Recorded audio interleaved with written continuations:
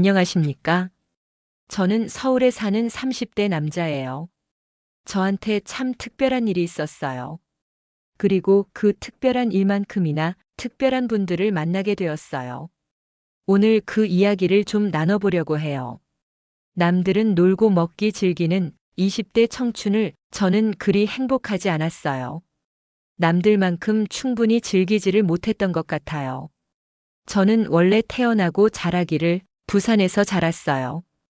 어머니는 원래 서울분, 아버지는 부산분이셨는데 아버지가 부산에 직장이 있으셨거든요. 그래서 어머니가 아버지 계신 댁으로 내려와서 살림을 꾸리시게 된 거였어요. 그 사이에서 외동으로 태어난 저는 별 특별할 것 없이 잘 자랐어요. 그러다가 고등학교 3학년 때 부모님이 사고로 돌아가시게 되셨어요. 혼자 남겨진 저는 고등학교 3학년 여름방학이라는 아주 중요한 시기에 서울에 있는 외할머니 댁으로 가게 되었어요. 부산에 있는 아버지 형제들이 저를 안 받아줬거든요. 딱 반년만 있으면 성인인데 그런 붙잡아도 나갈 텐데 다들 이런저런 이유를 대면서 저를 피했어요. 다 큰 남자아이 집에 들이기가 부담스러우셨을 것 같긴 하지만 그땐 정말 속상하고 서럽고 우울했어요. 서울에서 부산까지 어머니 장례식장을 온 할머니가 고모랑 큰아버지가 다투는 거 보고 기겁을 하면서 화를 내시곤 저를 데려가기로 하셨어요. 그래서 부모님 장례식이 끝나기 무섭게 부랴부랴 짐을 싸서 할머니를 따라 서울로 오게 되었어요. 할머니는 서울에서 꽤 큰 한복집을 하셨어요. 원래 할아버지랑 같이 하셨던 건데 할머니보다 10살이나 많으셨던 할아버지는 지병으로 병원에 오래 계시다가 제가 중학생 때 돌아가셨어요. 그래서 할머니는 이모의 도움을 받으며 한복집을 운영하고 계셨어요. 할머니가 결혼하시고 월세로 이 집 저 집 옮겨 다니시며 고생 다 하시다가 어머니 시집까지 보내시고 지으신 집이 있었거든요. 거기서 할아버지랑 두 분이서 살고 계셨는데 할아버지가 떠나신 후로는 혼자 사셨어요. 제가 그 집으로 들어가게 된 거였고요. 명절마다 왔던 집은 정겨운 느낌이었지만 막상 이곳에서 살게 되었다고 하니 기분이 이상했어요. 낯설기도 하고 어색하기도 했어요. 저는 할머니와 많이 친하지 않았어요. 아주 어렸을 땐 명절에 일주일씩 있으면서 할머니 무릎에 앉아서 밥도 먹고 가족들 다 보는 앞에서 재롱도 부렸던 것 같은데 다들 어릴 때만 그렇지 크면서 점점 낯가리게 되기 마련이잖아요. 또 핑계를 대보자면 제가 무심하기로 유명한 부산 남자이기도 했고요. 19살이면 할머니 앞에서 재롱 부릴 나이는 전혀 아니잖아요. 그래서 더 할머니랑 사는 게 어색하게 느껴졌어요. 할머니는 이런 제 마음을 아시는지 모르시는지 항상 저를 안타깝게 생각하셨어요. 요즘엔 결혼시켜놓고도 키우는 게 자식이라고 하던데 아직 학교도 졸업 안 했네. 혼자 두고 뭐들 그리 급하게 갔는지. 이 늙은이도 아직 버젓이 살아있구먼. 아이고야 현우가 제일 불쌍하지. 현우만 불쌍하지. 소중한 막내딸이 세상을 떠나서 슬프실 법도 한데 할머니는 언제나 제 생각만 하셨어요. 그 관심이 저는 어색했어요. 고작 며칠이었지만 장례식장에서 고모, 고모부, 큰아빠, 큰엄마들과의 반응과는 너무 달랐거든요. 본인의 슬픔이 우선이라 저는 안중에도 없던 사람도 있었고 같이 돌아가신 어머니까지 외면하고 끝까지 아버지 이름만 부르는 사람도 있었고 혹시나 저라는 존재를 떠맡게 될까봐 눈치를 보고 일부러 모른 척하던 사람도 있었으니까요. 그 집 사람들은 애초부터 그런 성격들이었어요. 어떻게 오형제 중 아버지만 빼고 그렇게 표독스러울까 신기할 정도였죠. 험한 언행에 폭력적인 성향, 끈끈하게 붙어있는 욕심들까지 다들 그런 사람들이었어요. 하지만 제 부모의 장례식장에서까지 그럴 줄은 몰랐던 거죠. 그와 반대로 외가댁 사람들은 하나같이 정이 많고 친절하신 분들이었어요. 아마 모두 할머니를 닮아서 그렇지 않을까 하고 어릴 때 생각했었죠. 외가댁은 명절에만 갔고 줄곧 부산에 있으면서 친가 식구들만 종종 만났기에 외가댁의 호의가 어색하게만 느껴졌어요. 두 형제의 늦둥이 딸을 키우던 큰 이모는 저와 할머니가 계시는 집에 일주일에 한 번씩 오셔서 저녁밥도 차려주시고 반찬거리도 해놓고 가셨어요. 삼촌들도 오며 가며 들리셔서 저 용돈도 챙겨주시고 할머니 좋아하시는 과일도 사오셨고요. 처음엔 부담스러웠지만 점점 그 호의에 기분이 좋았어요. 하지만 삼촌들과 이모를 보면 어머니 생각이 많이 났어요.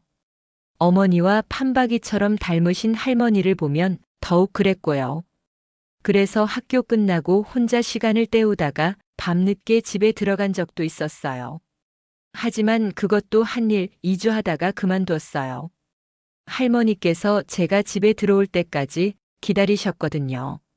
잠깐 세수를 하며 소파에 앉아 TV를 보시다가 제가 들어오는 소리가 나면 깜짝 놀라 일어나셔서 저를 반겨주셨어요.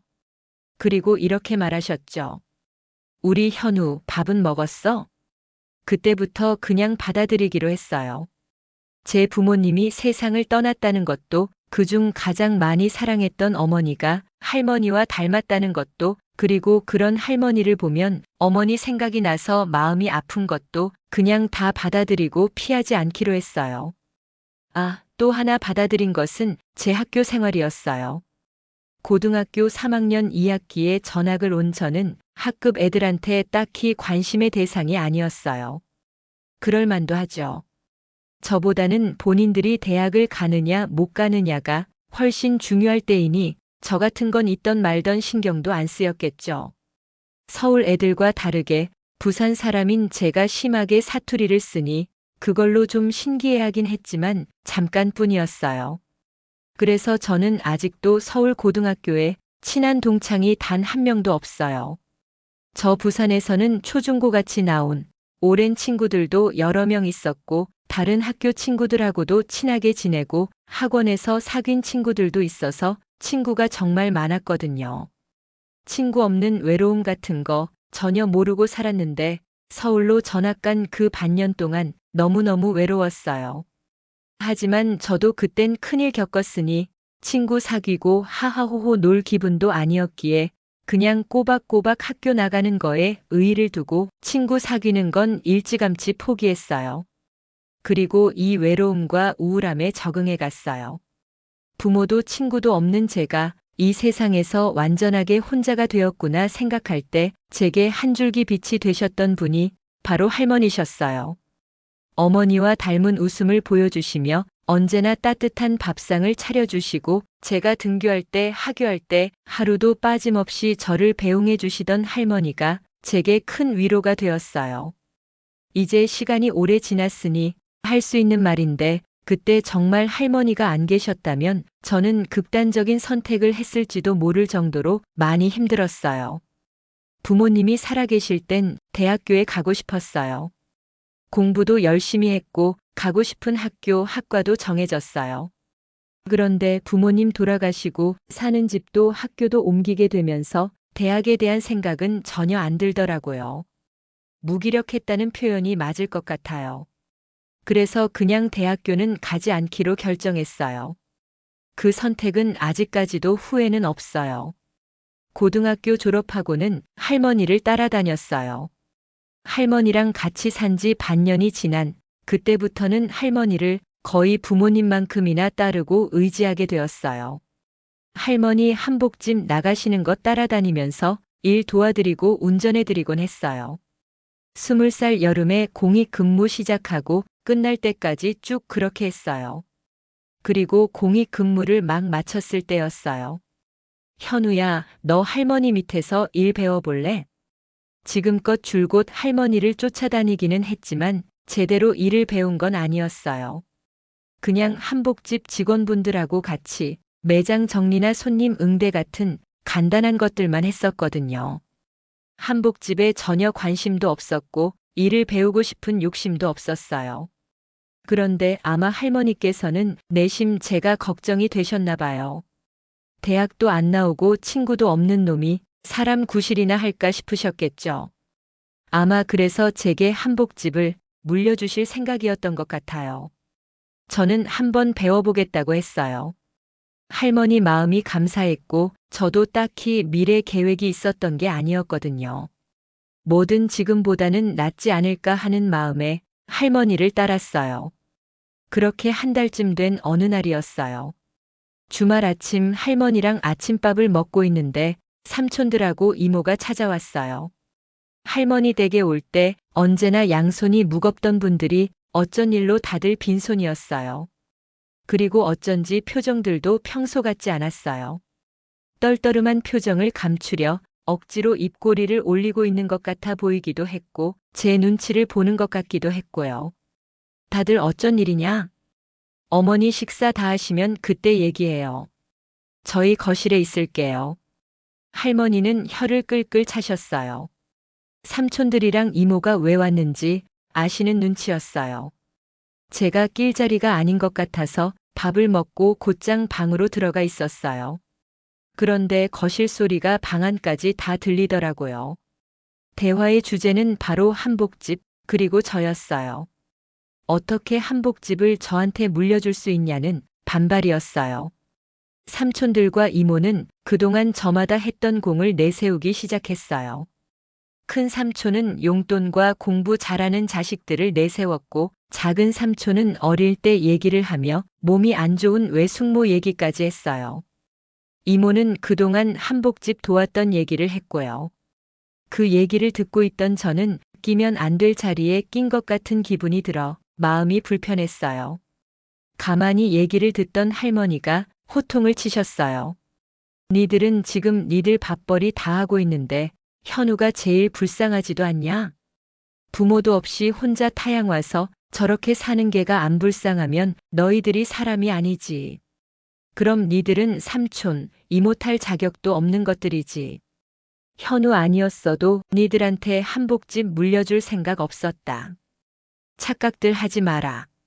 아침댁 바람부터 와서 하는 소리들이 한복집이 탐나는 게냐, 내 재산이 탐나는 게냐? 할머니가 그렇게 호통을 치시는 건 처음 봤어요. 삼촌들과 이모가 재산 싸움을 한다니 믿기 어려웠어요. 한 번도 그런 속을 내비친 적이 없으셨던 분들이었거든요. 각자 회사도 사업도 잘하는 사람들이 뭐가 부족해서 할머니 재산을 바랄까 생각해 봤어요. 돈은 있어도 계속 욕심이 나는 게 맞는구나 막연하게 생각을 했어요.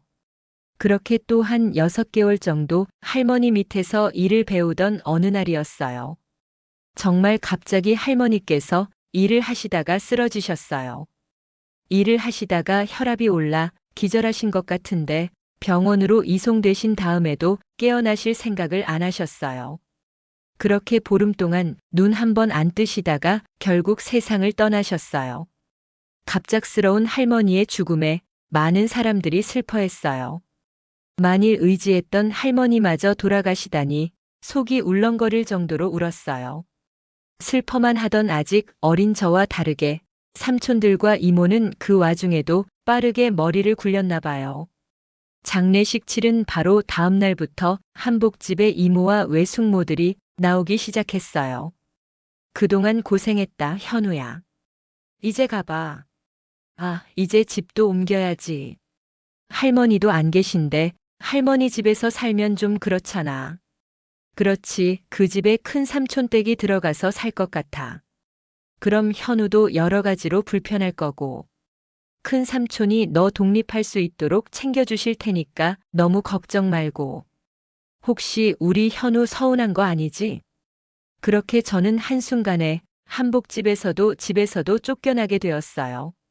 할머니께서 제게 막연하게 일 배워봐라. 내가 알아서 해봐라. 라고만 하셨지 제 명의로 뭔가 주셨다거나 변호사를 통해서 유언과 유산을 남긴 게 아니었기에 어차피 제대로 된 제 몫은 없었어요. 할머니를 잃었다는 슬픔이 더 컸기에 그런 건 아무것도 상관없었어요. 하지만 변해버린 외가댁 사람들의 모습을 보는 건 공포였어요. 돈 앞에는 장사 없다는 말이 딱 이런 상황을 두고 하는 말 같았어요. 한복집을 정리하고 할머니 집 생활을 정리하는 며칠 동안에도 친척들은 계속 돈 문제로 싸우고 시기하고 욕심을 부렸어요. 독립할 수 있도록 챙겨준다던 큰 삼촌은 책 선심 쓰는 척 단돈 50만 원을 쥐어주고 인사를 건넸어요. 정말 막막했어요. 갈 곳도 없고 아는 사람도 하나 없었어요. 할머니 집에서 나온 첫날은 찜질방에서 보냈어요. 남자 휴게실에서 제가 어찌나 울었는지 몰라요. 너무너무 억울했어요. 제가 잘난 건 없는 놈이지만 그래도 이렇게 가족들한테까지 버림받을 정도로 뭔가 잘못한 짓을 한 건 없잖아요. 부모님께서 늘 말씀하셨거든요. 저는 외동이지만 어머니가 사남매시고 아버지가 오남매셔서 친척형, 누나, 동생들이 많아서 외롭지 않을 거라고요. 하지만 제가 당할 남은 가족은 아무도 없었어요. 부모님이 안 계시다는 이유로 저는 이렇게 사회의 낙오자가 되어 살아야 하는 건가 하고 너무 억울했어요. 그래서 한번 혼자 힘으로 살아보기로 결심했어요. 억울해서라도 그렇게 못 살겠어. 죽기 살기로 한번 버텨보자 생각했어요. 찜질방 들어오고 밥 먹고 하니까 주머니에 48만 원이 있었어요. 공익 근무하면서 받은 돈 몇 푼 안 되는 게 있었는데 대부분 할머니 맛있는 거 사드리고 조금 남아 있었어요. 거기에 고등학생 때 삼촌들이 오며 가며 쥐어준 용돈 조금을 더하니 수중에 80만 원이 조금 안 되는 돈이 있었어요. 보증금도 없어 원룸 월세도 꿈꿀 수 없는 돈이었어요. 저는 고시원 생활을 시작했어요. 그리고 좀 갑작스럽긴 하지만 고시 공부를 시작했어요. 그때 제가 생각할 수 있는 최선의 선택이었고 그만큼 열심히 사는 것도 한 방법일 거라 생각했어요. 고시원값 내고 남은 돈으로 학원 한 달치를 끊었어요. 그리고 곧장 아르바이트를 구했어요. 알바 구하는 동안 한 일주일은 택배 상하차 알바를 했어요. 진짜 사람이 할 일이 못 되더라고요. 일주일하고 골병 나서 한 이틀은 온몸에 파스 붙이고 누워만 있었어요. 그러다가 학원 바로 옆 독서실에서 관리인을 구한다길래 얼른 가서 면접을 받았어요. 그리고 독서실에서 하루 5시간을 일을 하게 되었어요. 제가 7급을 준비했었는데 학원을 9시에 가서 6시에 끝났어요. 뒤에 다른 수업 더 듣고 10시에 끝나는 사람들도 있었는데 그렇게 하면 학원비도 더 비싸고 제가 알바를 할 시간이 없을 것 같아서 6시까지만 하고 7시에 독서실 출근해서 할 일하고 짬내서 학원 수업 복습하고 부족한 과목은 인터넷 강에 들어가면서 채웠어요. 화요일, 목요일은 꼭 그 노점상을 찾아갔어요. 그런데 그곳을 갈 때마다 매번 같은 자리에 앉아 계시던 분이 있으셨어요.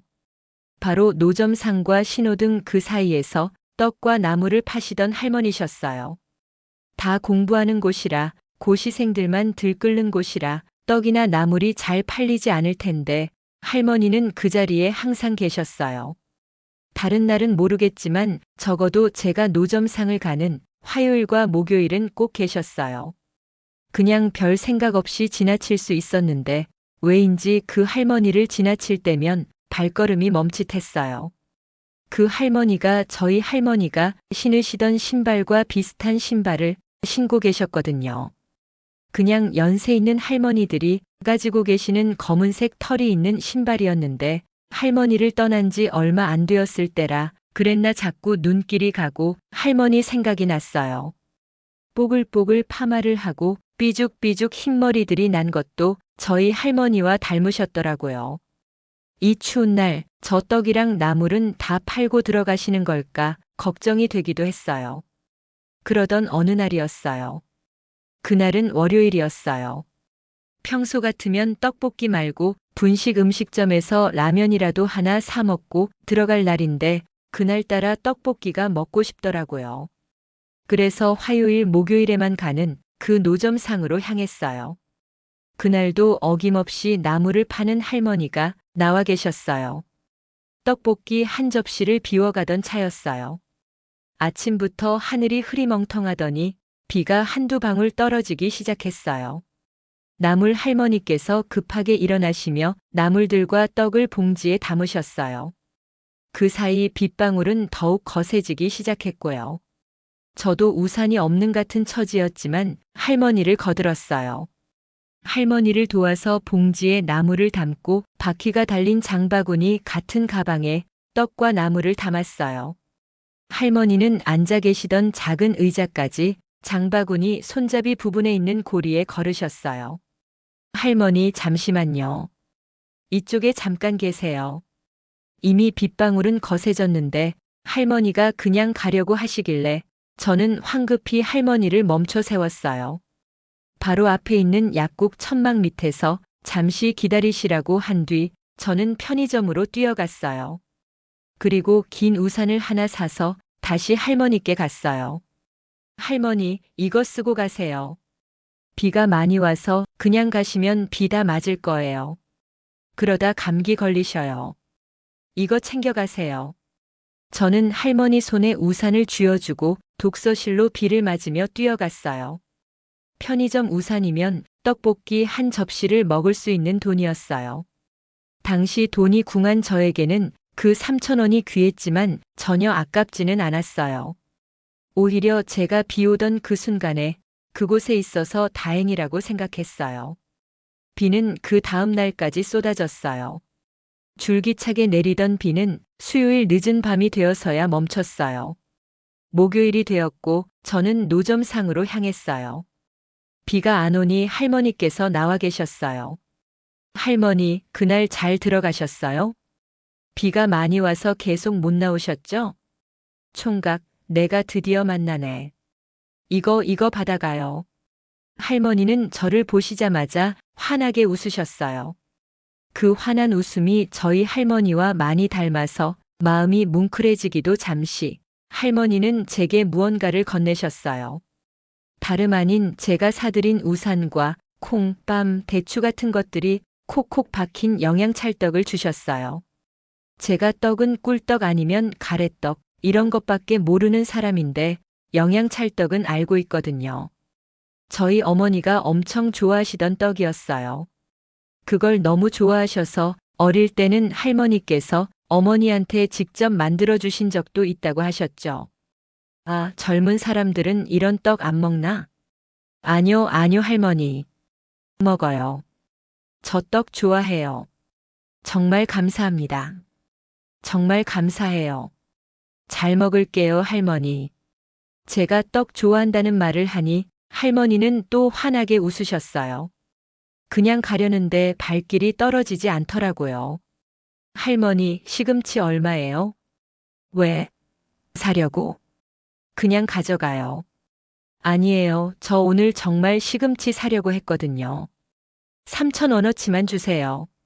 제가 정말 시금치 사 먹으려고 했다고 하니 할머니는 마지못해 봉지에 시금치를 담아주셨어요. 엄청 많은 양을 두둑하게 챙겨주셨더라고요. 어차피 저 혼자 살아서 많이 못 먹는다고 하고 좀 덜어내고 받아왔어요. 시금치를 사서 결국 그날 떡볶이는 먹지 못했지만 그래도 기분은 좋았어요.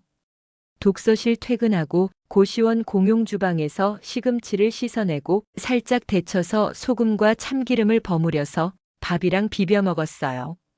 그게 어찌나 맛있던지 그렇게 나물을 먹어본 게 얼마만인지 생각도 안 날 만큼 맛있게 먹었어요. 저는 그 이후로도 종종 나물 할머니를 찾아갔어요. 그리고 갈 때마다 항상 나물이나 떡을 사왔어요. 떡볶이 먹는 것보다 나물에 밥을 먹는 게 훨씬 좋잖아요. 할머니께도 도움이 될 수 있고요. 가족을 모두 잃고 사람을 믿기도 새로운 인연을 만들기도 힘든 상황에 나물 할머니는 제게 소소한 기쁨이었어요. 그렇게 몇 달이 흘렀어요. 그날도 독서실에 가기 전에 나물 할머니를 뵈러 갔어요. 신호 건너편에서부터 할머니가 앉아 계신 뒷모습이 보여 기분이 좋았어요. 신호가 바뀌고 얼른 뛰어가는데 신호를 기다리고 있던 자전거를 탄 학생 2명이 바뀐 신호를 보고 빠르게 출발을 하다가 할머니의 나물 바구니들을 치게 되었고 나물들이 다 엎어지고 난리가 났어요. 저는 얼른 할머니께 달려갔어요. 아유, 이걸 어째. 아이고, 할머니 괜찮으세요? 안 다치셨어요? 제가 도와드릴게요. 나물과 떡은 땅바닥에 굴러다니고 사람들 발에 밟히고 자전거 바퀴에 밟혀서 엉망이 되고 말았어요. 할머니는 속상하신 표정으로 짐을 모두 챙기셨어요. 마지막 의자까지 챙기고서 할머니는 일어나셨어요. 할머니 괜찮으시면 제가 댁까지 모셔다 드릴까요? 네. 아유, 괜찮아요. 집을 모르는 것도 아니고 학생 바쁠 텐데 얼른 가봐요. 아니에요, 저 안 바빠요. 댁이 어디신데요? 저기요. 저도 그쪽 가는 방향인데 같이 가요, 할머니. 저는 할머니의 장바구니를 대신 끌고 할머니를 따라갔어요. 약국이 있는 길 뒤쪽으로 아구찜 가게, 보쌈 가게 같은 음식점이 몇 개 있었고 그 뒤로는 작은 놀이터 하나가 있었어요. 또 그 뒤로 가보니 50개는 좋게 넘어 보이는 긴 계단이 나왔어요. 할머니는 아무렇지 않다는 듯 계단을 오르셨어요. 저는 헉헉대면서 그 뒤를 따랐어요. 따닥따닥 붙어있는 집들 중에 할머니는 빨간 대문이 있는 집으로 들어가셨고 거기서 계단을 서너 칸 다시 내려가 있는 반지하 집의 문을 여셨어요. 아, 여기가 할머니 댁이. 제가 인사를 드리려는데 할머니 집 현관문이 벌컥 열리더니 작은 남자아이가 불쑥 튀어나와 할머니에게 안겼어요. 할머니, 오늘은 왜 이렇게 일찍 왔어요? 아이고, 우리 강아지. 밥은 먹었어요? 아니요, 같이 먹어요, 할머니.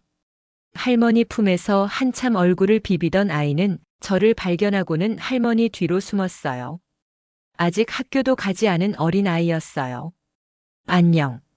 할머니 짐이 무거워 보여서 형이 좀 도와드렸어. 그제야 아이는 경계를 풀고 슬그머니 나와서 꾸벅 인사를 하곤 엄마 하면서 집으로 들어갔어요. 저는 할머니 장바구니를 집안에 놔드리려 현관 가까이에 갔어요. 그런데 활짝 열린 현관 안쪽으로 어떤 여자가 누워있는 게 보였어요. 아이의 엄마로 보였어요. 그런데 한눈에 보아도 앙상하고 얼굴색이 많이 안 좋아 보였어요. 우리 딸이에요. 애 낳고 몸이 안 좋아져서. 아이고, 내가 쓸데없는 소리를. 고마워요, 총각. 내가 뭐 줄 건 없고 이거라도 받아줄래요? 이게 비닐로 꽁꽁 싸여진 거라 괜찮아요. 먹어도 돼.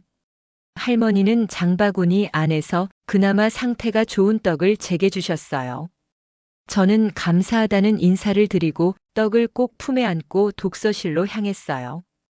그 좁은 집에서 세 분이서 사시는 건가? 따님이 아프셔서 대신해서 돈을 벌고 계시는구나. 여러 생각들이 머리를 뒤집어 놨어요.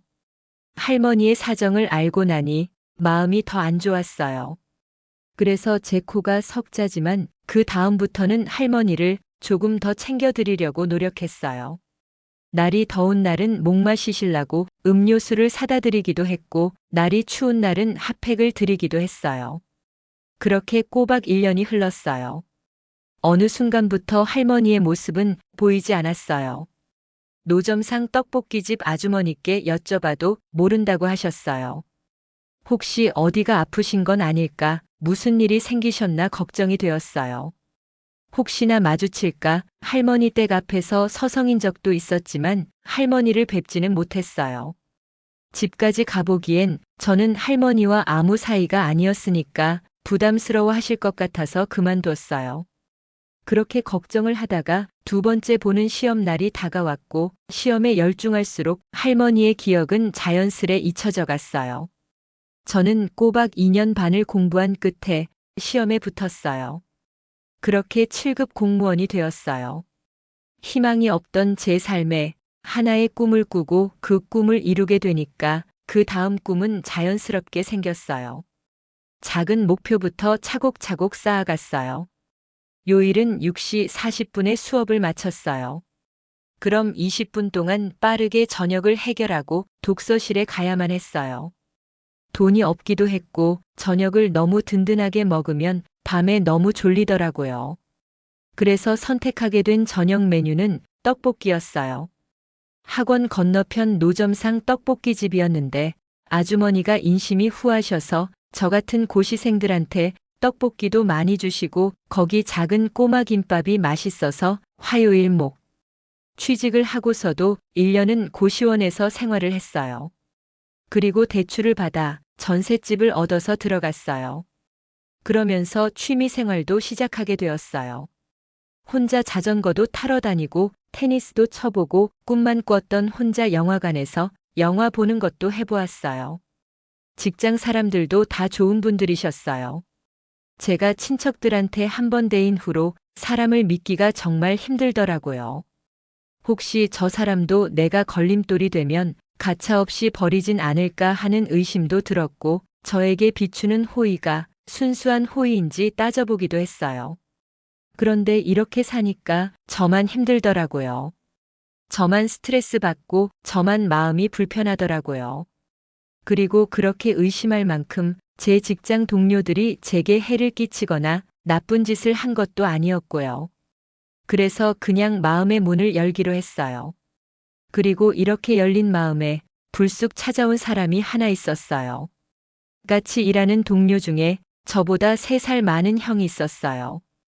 그 형과 많이 친해지게 되어서 퇴근 후 둘이서 한잔하고 있을 때였어요. 그 형은 이곳이 2번째 발령이라고 했고 전 직장에 여자친구가 있다고 하더라고요. 그리고 그 여자친구가 지금 같이 일하는 동료와 함께 근처에 있는데 불러도 되냐고 물어봤고요. 아직 아예 모르는 사람을 만나기엔 두려움이 조금 있었지만 이왕 마음의 문을 열기로 했으니 상관없다고 했어요.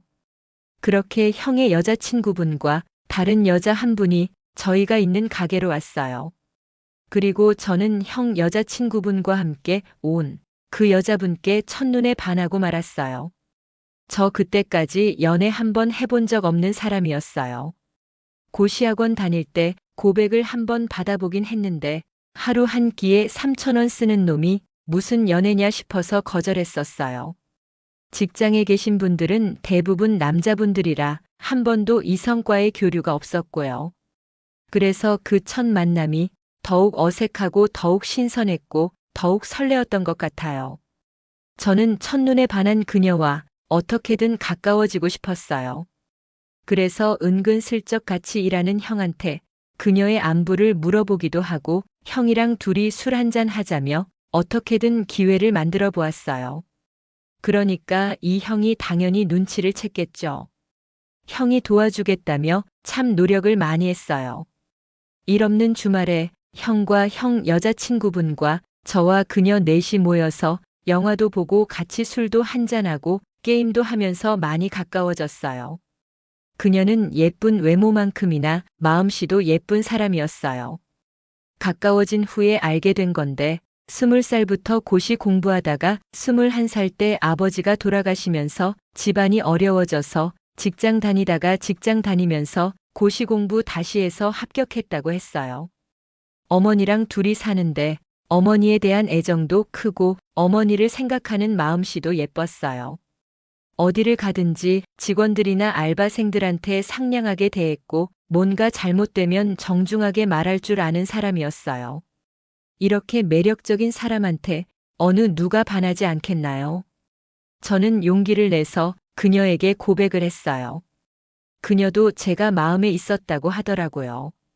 그렇게 저는 그녀와의 꿈만 같은 연애를 시작했어요. 옷도 다 업그레이드하고 씻기려도 신경 쓰고 책도 다 업그레이드하고 나니 버릴 것이 천지였어요. 몇 년을 쓴 매트리스와 이불, 저렴하게 산 행거는 모두 버리기로 했죠. 그렇게 얼추 다 버리고 나니까 냉장고랑 TV가 남더라고요. 그냥 버리기에는 좀 아까웠어요. 그러다 와이프가 중고 사이트에 올려보는 게 어떻겠냐고 하더라고요. 그런데 그 가전제품이 좋은 게 아니었거든요. 둘 다 스크래치가 있는 상품이라 비급 상품으로 나와 있길래 값싸게 구매한 것들이었어요. 그렇지만 버리기에는 둘 다 고장 하나 없이 잘 되는 것들이었어요. 그래서 와이프가 믿져야 본전이라며 중고 사이트에 올려보았어요. 그러니 다음날 바로 냉장고를 산다는 사람이 나타났어요. 가게를 운영하시는 아주머니인데 직원들 반찬 넣을 냉장고가 없다면서 싸게 줘서 고맙다며 가져가셨어요. 그런데 TV는 영 반응이 없더라고요. 오래된 TV라서 예쁘지도 않고 옆에 스크래치도 있어서 인기가 없나 보다 했어요. 그러다 계약 만료인 2달이 가까워졌어요. 그냥 내다 버려야겠다. 그럼 누군가 가져가지 않을까 하던 순간이었어요. TV를 산다는 사람이 나타난 거예요. 다행이다 싶어서 바로 다음날 약속을 잡았어요. 약속한 시간에 맞춰서 동네에 있는 놀이터로 갔어요. 아이들이 뛰어노는 모습을 보고 기다리고 있는데 어떤 사람이 제게 다가왔어요. 혹시 중고 사이트에 TV 판다고 올리신 분 맞으세요? 그런데 어른이 아닌 아이였어요. 초등학생 4, 5학년쯤 되어 보였어요. 당황스럽더라고요. 아이가 나올 줄은 상상도 못했으니까요. 아, 너 혼자 왔니? 네. 저 들고 갈 수 있어요. 제가 당황을 하니까 아이가 자신있게 대답했어요. 아무래도 마음이 놓이지 않았어요. 작다고 해도 TV인데 이 무거운 걸 애가 어떻게 들고 가나 싶었거든요. 괜찮으면 내가 너의 집까지 TV 옮겨줄까? 아이는 잠시 고민하는 눈치였어요. 그래서 저는 아이한테 TV를 들려줬어요. 어때? 엄청 무겁지? 못 들고 갈 것 같지? TV만 옮겨줄게. 네, 그럼 부탁드려요. 아이는 총총 발걸음을 옮겼어요. 저는 TV를 들고 아이를 따라갔어요. 아이는 놀이터에서 20분이나 떨어진 곳에 살고 있었어요. 좁은 골목골목을 자유자재로 움직이며 아이는 집을 찾아갔어요. 아이는 아이만큼이나 작은 대문을 열고 들어가더니 그보다 조금 더 큰 현관문을 가리켰어요. 여기가 저희 집이에요. 아, 그렇구나. 저 그런데 제가 사실은 TV 설치를 못하는데 알려주시고 가실 수 있으세요? 해주시지 않아도 돼요. 알려주시면 제가 해볼게요. 그래. 그럼 어려울 수 있으니까 형이 하면서 알려줄게. 잘 봐야 해. 아이가 현관문을 열었어요. 좁은 반지하였어요. 아이는 길쭉한 거실장을 가리켰어요. 저는 TV를 그 위에 올려놨어요. 그런데 제 뒤에 있던 이불 더미에서 부스럭거리는 소리가 들렸어요. 두꺼운 이불로 가려져서 몰랐는데 누가 누워 있었던 모양이에요. 누가 왔냐? 누워 계셨던 분은 가느다란 목소리를 내며 자리에서 일어나셨어요. 뽀글뽀글 파마머리의 할머니셨어요. 할머니, 내가 TV 사왔어.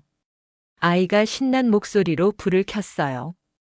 그리고 누워 계셨던 할머니가 제 쪽을 돌아보셨고 저는 너무 놀라서 다리에 힘이 풀리고 말았어요.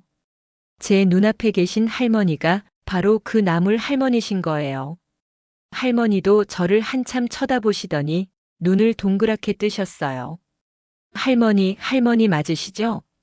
할머니, 저 알아보시겠어요? 아유, 그럼요. 알아보지. 총각, 어쩐 일이에요? 아이가 TV를 사겠다고 나왔어요. 무거울 것 같아서 옮겨줬는데 할머니 손주분이신 줄 몰랐네요. 야, 너 정말 많이 컸구나. 와, 진짜 신기하네. 그쵸, 할머니. 저 그때 할머니 갑자기 안 보여서 걱정 많이 했어요. 아유, 그랬구나. 내가 경황이 없어서 총각한테 말도 못했네. 그때 봤던 우리 애가 저 하늘로 갔어요. 딸 상 치르고 이사까지 하게 되는 바람에 내가 인사도 못했어. 미안해요, 미안해. 아, 그러셨구나. 죄송해요. 그런 일 있으신 줄 모르고. 죄송해요. 무슨. 이제 한참 지났는데 뭐. 아유, 총각 시험 잘 봤어요? 네, 저 합격했어요. 아, 이제 총각도 아니에요. 저 결혼했거든요. 잘 됐네, 잘 됐어. 축하해요. 할머니와 대화를 나누는데 몇 년 사이에 할머니가 많이 늙으신 것 같아서 마음이 아팠어요. 그래도 전에는 검은 머리가 있으셨는데 이제는 아예 흰머리로 가득하셨고 말씀하시는 내내 기침도 종종 하시더라고요. 아이한테 들어보니 감기에 걸리셨다고 했어요. 그리고 아이가 덧붙여서 말하더라고요. 할머니가 TV 보는 거 좋아하신다고 저녁에는 육시 내 고향 봐야 하고 아침에는 드라마도 보시는데 TV가 고장났다고 했어요. 그래서 할머니 TV를 사드리고 싶은데 돈이 없어서 중고 사이트에서 찾아보다가 제가 올린 TV를 보고 한 달을 고민을 했대요. 돈이 없으니까요. 그러다 할머니한테도 말씀드리고 할머니가 사자고 해서 메시지를 보낸 거라고 했어요. 그러면서 꼬깃 한 10,000원짜리 5장을 제게 내밀었어요. 형, 여기요. TV 옮겨주시고 설치해주셔서 감사해요. 아냐, 이거 안 받을게. 어차피 버리려고 했던 TV거든. 버리는데 돈 들고 잘 됐지 뭐. 이걸로 할머니랑 맛있는 거 사 먹어. 네. 그래도 형. 형 간다. 또 올게. 아이한테 돈을 안 받길 참 잘했다 생각했어요. 그런데도 계속 마음은 불편했어요. 저는 나물 할머니와 아이를 만난 것을 와이프에게 말해줬어요. 제가 연애할 때 와이프한테 나물 할머니와의 인연을 말한 적이 있었거든요. 그래서 와이프도 저만큼이나 많이 놀랐어요. 어떻게 그렇게 만나냐면서요. 계속 신경 쓰여. 힘들게 사시는 것 같아서 우리가 좀 도와드릴까? 어떻게? 저도 도와드리고 싶은 마음은 있었지만 방법이 떠오르지 않았어요. 그리고 이제 결혼까지 했으니까 경제적인 부분은 와이프도 동의를 해야지 선택할 수 있는 거였잖아요. 그래서 선뜻 말을 꺼내기도 어려웠는데 와이프가 먼저 말을 꺼낸 거예요. 어떻게 도와주냐는 말에 와이프는 그녀답게 현명한 방법을 제시해 주었어요. 저는 그 다음 주에 다시 나물 할머니 댁을 찾아갔어요. 할머니와 아이가 같이 먹을 수 있는 간식과 반찬을 사들고 와이프와 함께 갔어요. 할머니, 제 아내예요. 소개해드리고 싶어서 왔어요. 아유, 참하네. 예쁘네. 예뻐. 잘 만난 거예요. 새댁이 총각이 정말 착해요. 안녕하세요, 할머니. 현우 씨한테 말씀 많이 들었어요. 고시 공부로 힘들었는데 할머니 덕분에 힘낼 수 있었다고 하더라고요. 현우 씨가 많이 따랐던 외할머니만큼이나 많이 좋아하는 분이라고도 했고요. 아유, 부끄럽네 그려. 그리고 와이프와 저는 준비했던 말을 할머니께 했어요. 할머니가 부담스러워하지 않는 선에서 아주 예의 바르게요. 제가 가족이 없다는 사실을 말씀드렸고 고시 준비를 할 때 많이 힘들었는데 할머니가 제 가족이 된 마냥 많이 의지를 했었다는 것도 말씀드렸어요. 그리고 이렇게 다시 인연이 되어 정말 기쁘고 괜찮으시다면 이 인연을 계속 이어가고 싶다고도 했죠. 할머니는 조금 당황하신 듯 했지만 이내 알겠다고 하셨어요. 좋은 사람들이 생기는 건 언제나 좋은 일이니까 나는 좋아요. 우리 손주한테도 좋을 것 같고요. 혹시나 할머니께서 부담을 느끼시면 어쩌나 걱정했는데 와이프가 말을 잘해준 덕분에 할머니께서 마음을 열어주셨어요. 그래서 저희는 그날부터 나물 할머니를 정말 저희 할머니라 생각하고 할머니의 손주분을 제 돌이라고 생각하고 챙겨주게 되었어요. 그렇게 지금 1년이 흘렀는데 여전히 일주일에 한 번씩 할머니 댁에 가요.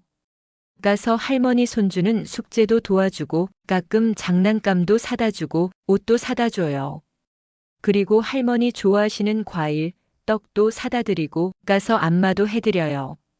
얼마 전에는 같이 병원 가서 건강검진도 해드렸어요. 할머니께서 감기에 자주 걸리시는 것 같아서 걱정했는데 다행히 아주 건강하시다고 하더라고요. 할머니께서도 내심 신경이 쓰이셨나 봐요. 검사하실 때 많이 긴장하신 것 같더니 결과 듣고선 환하게 웃으셨어요. 돌아가신 제 외할머니, 제 어머니만큼이나 예쁜 얼굴로 말이죠. 곧 설이 다가오는데 이번 설에는 다 같이 갈비를 먹기로 했어요. 며칠 전부터 와이프가 어디 갈비가 맛있나 열심히 찾아보는 중이에요. 이 특별한 관계가 앞으로도 계속되기를 바라며 제 곁에 있는 이 좋은 사람들과 계속 좋은 일만 있기를 바라며 또 새로운 꿈을 꾸고 새로운 목표를 세우면서 열심히 살겠어요. 지금까지 사연 들어주셔서 감사해요. 사연이 재밌으셨다면 구독과 좋아요를 눌러주세요. 감사해요. 안녕히 계세요.